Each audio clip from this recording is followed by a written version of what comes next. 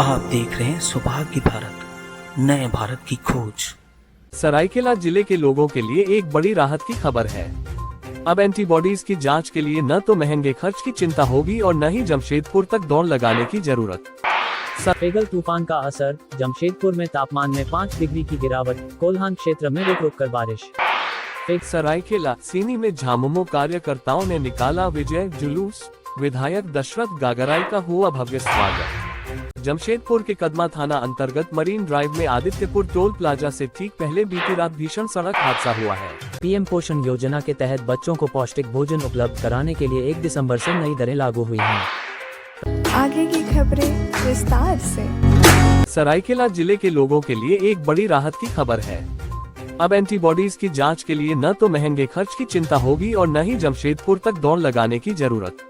सदर अस्पताल सरायकेला में जल्द ही अत्याधुनिक मशीनों के माध्यम से एलाइजा टेस्ट और एंटीबॉडीज जांच की सुविधा शुरू होने वाली है। सदर अस्पताल में हाल ही में स्टेट स्वास्थ्य विभाग द्वारा भेजी गई अत्याधुनिक एंटीबॉडीज जांच मशीनें इंस्टॉल कर दी गई हैं। इसके जरिए HIV, hepatitis A, B, C, dengue, tuberculosis, syphilis, brucellosis, lime रोग सहित कई अन्य बीमारियों की जांच अब यहीं पर संभव होगी। Civil surgeon doctor Ajay Kumar Sinha ने जानकारी देते हुए बताया कि एंटीबॉडीज जांच के लिए किट उपलब्ध कराने को लेकर स्वास्थ्य विभाग को पत्र लिखा गया है।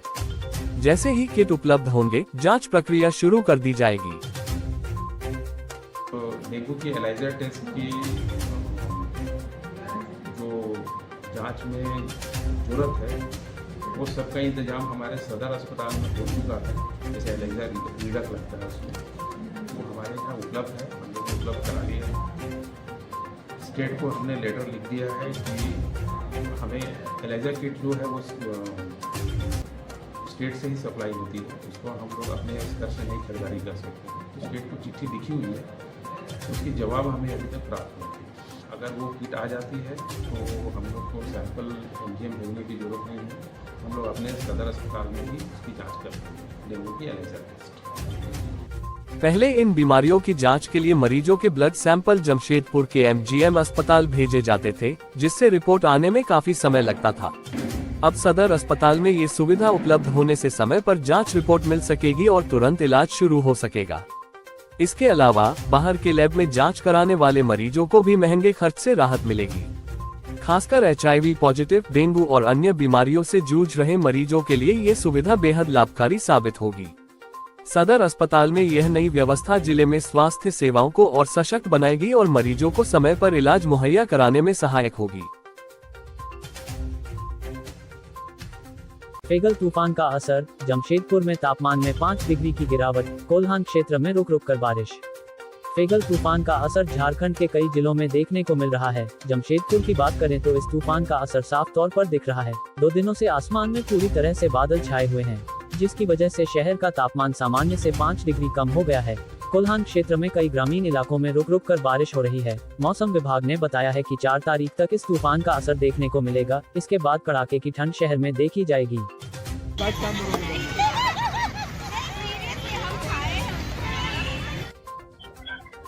2 दिनों से धुंध-सा माहौल है, पूरा ठंडा तो उतना नहीं है, लेकिन धूप नहीं निकल पा रहा है और लगता है 1-2 दिन तक ऐसे रहेगा। क्या बादल? अब बादल भी छाया हुआ है, इसकी वजह से धूप नहीं दिख रहा है। बादल फटे तो फिर बादल फटेगा तो थोड़ा ठंडा बढ़ेगा और अभी कल से थोड़ा सा ठंडा कम हुआ है। इतना तो ठंडा नहीं अभी, लेकिन ठंडा बढ़ेगा, बादल हटेगा तो। पूरा बादल, धूप नहीं निकल रहा है। धूप के लिए तो लोग तरस रहे हैं कि धूप थोड़ा निकले, बहुत लोगों को दिक्कत हो रहा है धूप की वजह से। सरायकेला सीनी में झामुमो कार्यकर्ताओं ने निकाला विजय जुलूस, विधायक दशरथ गागराई का हुआ भव्य स्वागत।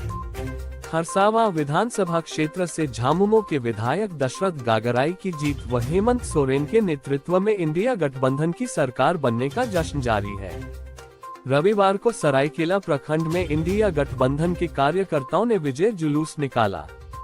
प्रखंड के सीनी मोड़ में स्थित शहीद निर्मल महतो की प्रतिमा पर एवं उखरी मोड़ में स्थित शहीद गंगा नारायण सिंह व शहीद निर्मल महतो की प्रतिमा पर नवनिर्वाचित विधायक दशरथ गागराई ने माल्यार्पण करते हुए उन्हें नमन किया। साथ ही विजय जुलूस सीनी बाजार साप्ताहिक हाट होते हुए झामुमो कार्यालय तक पहुंचा। इस दौरान विधायक दशरथ गागराई ने सभी का आभार व्यक्त किया। विजय जुलूस में कार्यकर्ताओं ने जमकर आतिशबाजी की।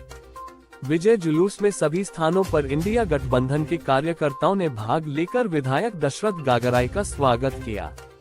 मौके पर समाज सेवी बासंती गागराई, जिला अध्यक्ष रानी हेम्ब्रम, सबिता महतो, केंद्रीय सदस्य सुधीर महतो, विधायक प्रतिनिधि मांगीलाल महतो, कांग्रेस पार्टी के प्रदेश सचिव छोटराया किस्कू, उप प्रमुख वासुदेव महतो, प्रखंड अध्यक्ष भगत महतो, शैलेंद्र महतो, जगदीश महतो, प्रकाश महतो, सुभाष महतो, लक्ष्मण महतो, भवानी शंकर सतपति आदि उपस्थित थे।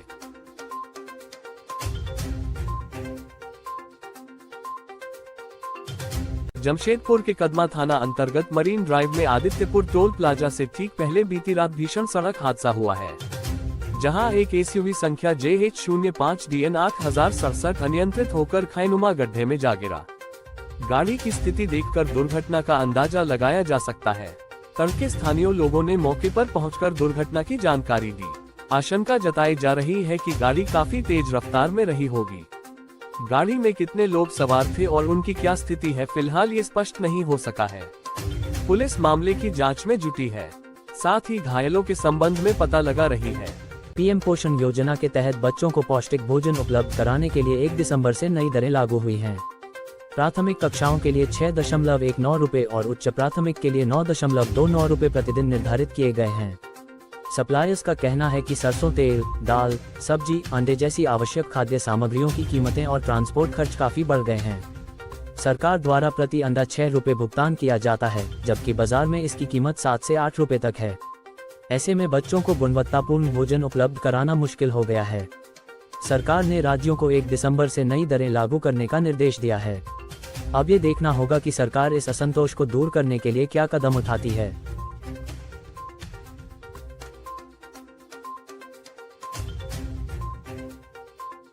आप देख रहे हैं सौभाग्य भारत, नए भारत की खोज।